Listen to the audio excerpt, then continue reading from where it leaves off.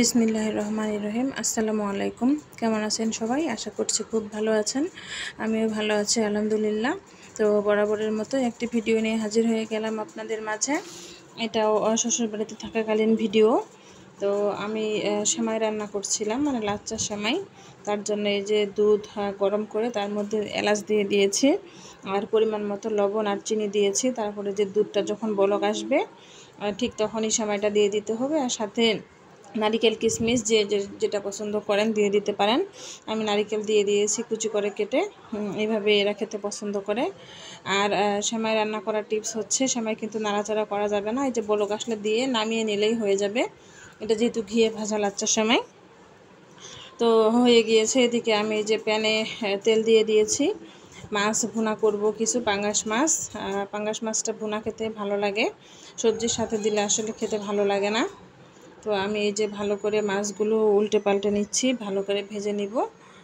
তো মাছের তুলনায় আমার প্যানটা ছোট হয়ে গিয়েছে। প্যান যথেষ্ট বড় ফ্রাই প্যানটা, কিন্তু মাছ অনেকগুলো আসলেও।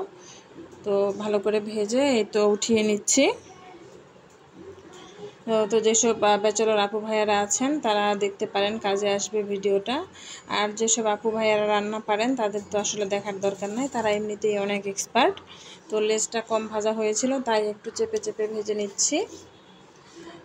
তো ভাজা হয়ে গেলে আমি সব কিছু ভালো করে উঠিয়ে নেব। তারপর এই তেলেই মাছটা রান্না করে নেব। আসলে এই তরকারিতে তেল বেশি হয়েছিল, এটা স্বাভাবিক, কারণ পাঙ্গাস মাছের কিন্তু তেল বের হয়।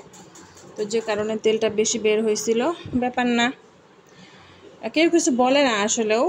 তারপরেও একটু তো তেল বেশি হলে খেতে আসলে ভালো লাগে না। এরা যেহেতু তেল কম খায়, কম বলতে পরিমাণ মতোই খায়, আসলে মানুষ বেশি খায়, এটাই হচ্ছে সমস্যা। গ্রামের মানুষ ঠিকই পরিমাণ মতোই খায়।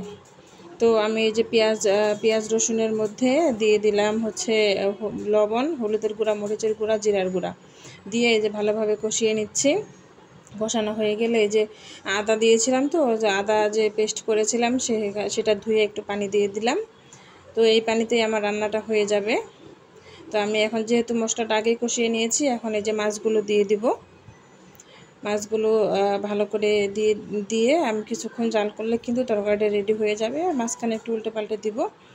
তো আমি সবগুলো মাছ দিয়ে দিচ্ছি একে একে উঠিয়ে।